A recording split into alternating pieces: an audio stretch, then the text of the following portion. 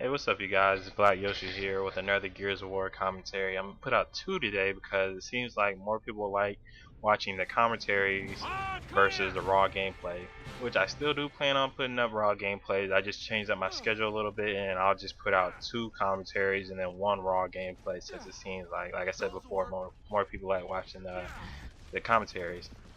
But anyways, this is a capture the leader match on Gridlock, and like I said in my basic tips videos, I'm leader this round, so I decided, hey, let me tell my teammates where everybody is. Let me just put down some support fire this round, and just like I said before, just keep looking at holding that LB button. It saves lives, honestly, and just keep telling my teammates where everybody is. But anyways, this is Gridlock, which it's been in all the gears and it's still my favorite till this day. I really liked it. Even though they pretty much just tuned it up a little bit and made it nighttime in the third gears, it's still my favorite map. Still, it'll always be my top favorites, and I always enjoy it. So on this map, I'm using the Lancer and the Gnasher, and the Lancer, I'm using it. I use it the most, just in general. But on this map, I'm using it just because I'm the leader, and the retro, I won't be close. I don't plan on getting close to anybody, so there's no need for the retro unless you know how to do little burst fire. But I don't think it's worth it. And I'm using the Gnasher just because, like I said before, I don't plan on getting close, and the sawed off isn't necessary. And I'm just putting down some fire. And this round goes by really, really fast, surprisingly.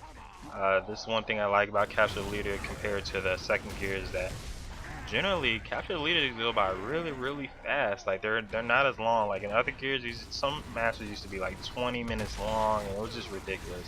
Whereas in this one, it's usually like, at the most it can be like 10 minutes or something like that, but nothing ridiculous. So basically, this round is about the wrap up, so it's pretty much done. And in this next round, I'm going on the offensive. I'm not gonna try to guard. I'm just gonna go straight for the leader as soon as I can.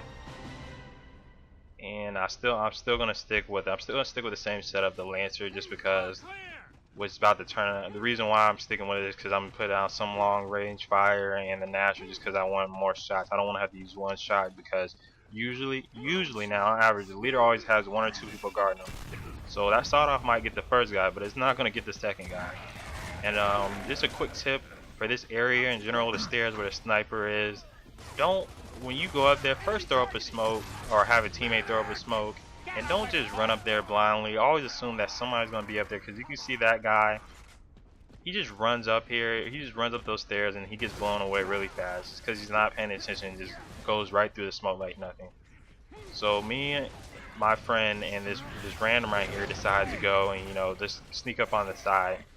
So we're trying to clear out as many people as we can before we can go, and what we're starting to realize at this point is that the team just keeps spawning right next to the leader. They keep spawning back there, and there's two cars, there's two cars, sorry.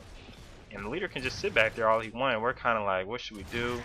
So I clean up this kill, and then me and him just sit for a second, and we're talking to each other like, should we just run up there? What should we do? And we're trying to figure out what's the best way to get to that leader.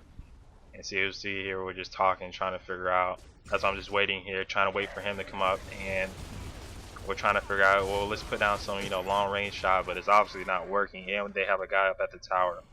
So we decide, alright, well, let me throw a smoke and we can just try to rush it, which we got to find out in a second isn't always the best idea, but we didn't have any other idea, so we decided to do this. And I get killed. I kill the guy, but I get killed, and my friend's still looking at the river over there having a good time by himself, and he comes up late, as you can see, and he of course gets killed fast.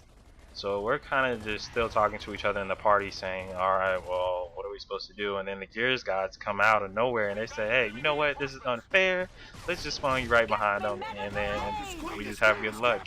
Because usually this doesn't happen often, where you spawn right behind. And I didn't mention this in my tip video, but you shouldn't try to camp in one corner, because this is exactly what happens sometimes. It's kind of rare in this gears, but it still happens where the team will pretty much spawn on top of you like that. So pretty much this match is getting ready to wrap up. It was fortunate for us that we got the spawn behind them. And yeah, if you guys liked the video, you know, please subscribe. If you didn't like it, dislike, like, and all that good stuff. I don't want to go into that too much, but I plan on putting out more commentaries now. So if you like, please subscribe, and there'll definitely be more videos. Alright, you guys, Black Yoshi out.